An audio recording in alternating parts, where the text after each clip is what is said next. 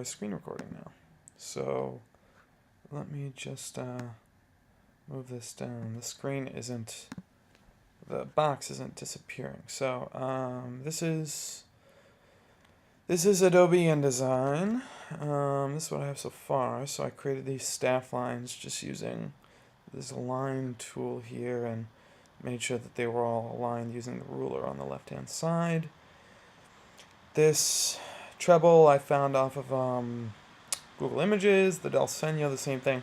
This edging here is what I was talking about in terms of pixelation. And oddly enough, the picture that I got it from, which was this one, looks so clean. If it'll pop up here, it looks so clean along the edges here. So I actually don't know why in InDesign it's coming out like that, but whatever. So anyway, going to replicate this guy here. So we want to just copy and paste that again. We want to move him to the end. Let's align him. That looks good. Let's keep him just right over there. Okay, now I want to go looking for an N, I think, which are going to be let's just move this guy over also. So we want to go looking for eighth notes. So let's pull up our browser. We're looking for eighth notes. We want the beamed eighth notes here. So I prefer something that was even on top like this, but with a thicker bar. So let's see what we can find. And I don't want the staff line, something like that, but with something larger file size. So that's only, or larger pixel size. So that's only 108 by 95 pixels. So I want something. Let me see if I could find. I don't want 4 beam. I want 2 beamed eighth notes. So I want, yeah, something like this. Maybe I'll just have to settle. I'll settle for this. I'll probably settle for this guy. I wonder if I can get just a larger. Let me see how big we're talking. Might be able to work, and then just extend it down here. I think that's what I'm gonna do. Save this.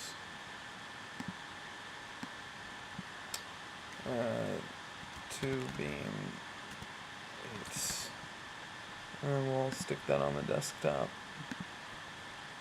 Alright, so let's import that into InDesign. Where are they? 2 beam eighths. So, whoop. Let's stick that in uniquely. I want to bring that over there. Probably want to reduce its size a bit.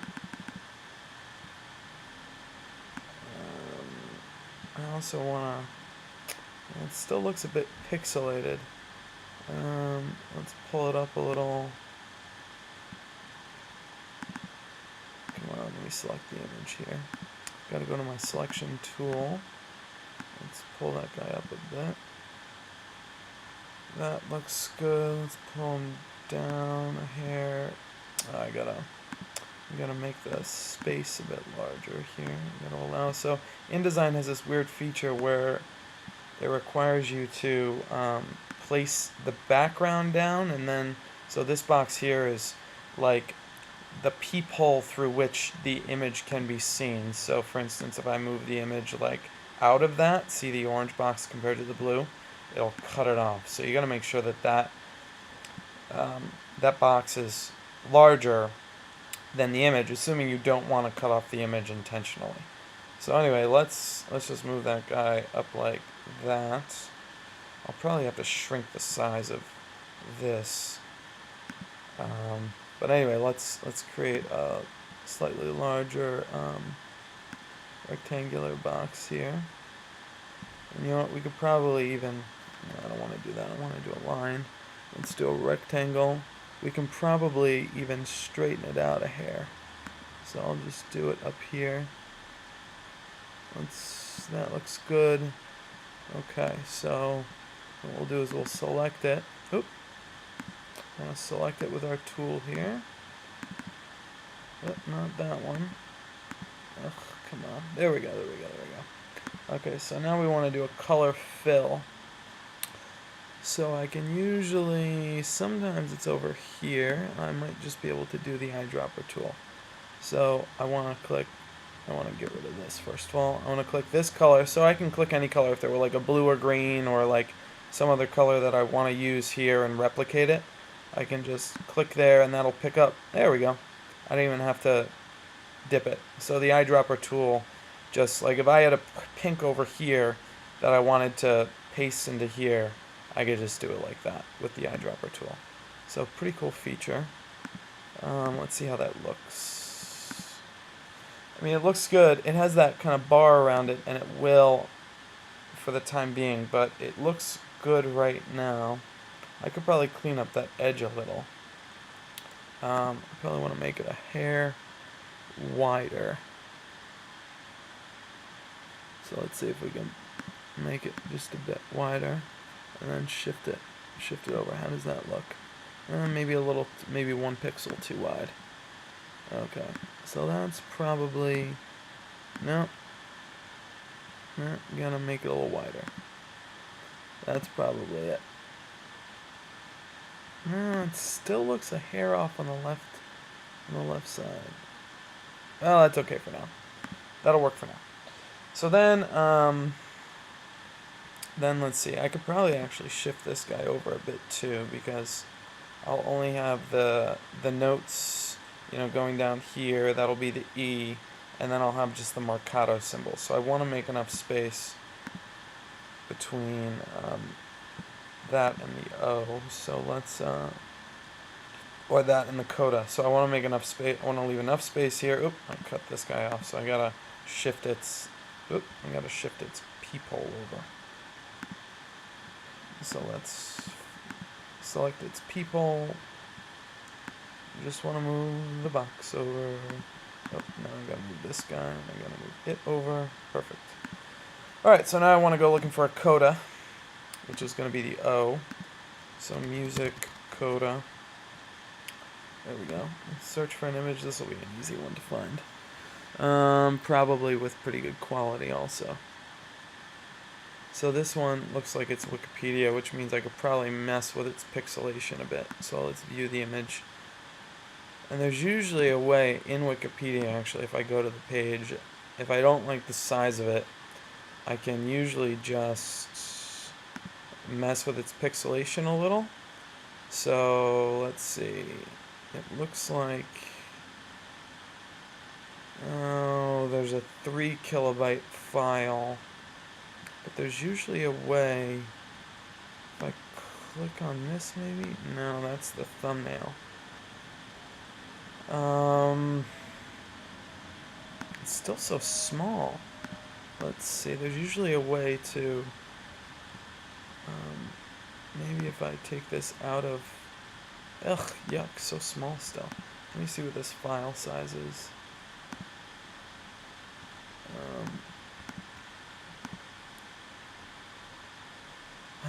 220 by 236, that should be fine. Let me see if I can find something a little cleaner, that I don't have to manipulate quite as much. I was really hoping that I could. No, maybe that one might be. So maybe I'll just view the image, and then I'll save that. There's usually a way to bump up the pixelation. That's what I was able to do with the Dalsenyo. So I'll just save that as coda. The preview file is fine, the PNG file extension. So let's save that.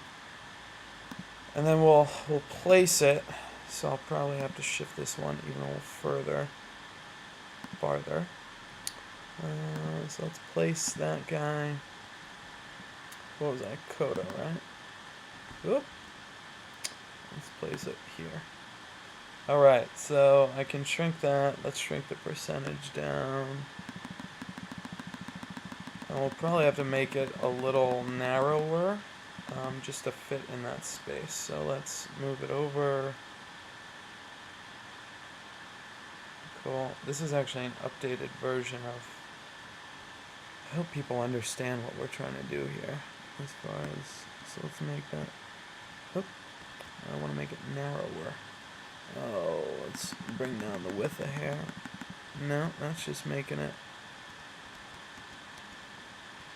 Okay, so I want to make you narrower, actually. Oh, that's what I have to do. There we go. You gotta get that brown box. That's what's gonna... It's the brown box that's technically the image box there. So let's just more or less center this. Gotta bring down the peephole box. Let's just make that big.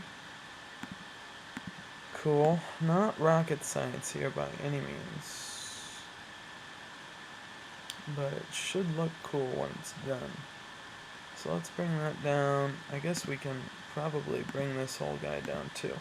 So let's select that box. Let's bring everything. Oh, well, I'm going to have to bring those others along with it. So let's make that. Let's make that note on the line. Let's bring down the rectangle along with it. Okay. Oh my god, my eye is watering. Okay, so that looks pretty clean actually. Bring that hair closer.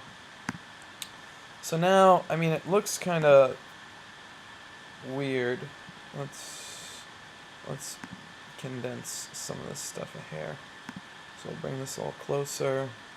Bring this guy a little closer over here too, just to leave some room for the, because there will be an apostrophe here. That'll be a breath mark. So it looks kind of weird right now. So InDesign obviously keeps all the background lines here, and there are many different layers. You know, with the finished product, this will probably have, I don't know, 25 different layers in it. But what we can do, so let's just save this as an InDesign file. So that's what this file extension INDD represents. But what we can do is we can now export it, and we can save it as anything we want. So let's save it as a JPEG. You're usually able to save it as a PDF. I don't know what the deal is here. But let's save it as a JPEG for now. This looks good. Resolution is okay. That's just pixels per inch. So that looks good because we don't want it to be too big as far as size-wise, because this will just be a preview file. So let's see what it looks like. You'll be able to get a better idea of it. There it is. So no lines, obviously. So this will be, you know, an E there with an A, S-O-N apostrophe S, and then we'll do greetings below. So anyway, that's it so far.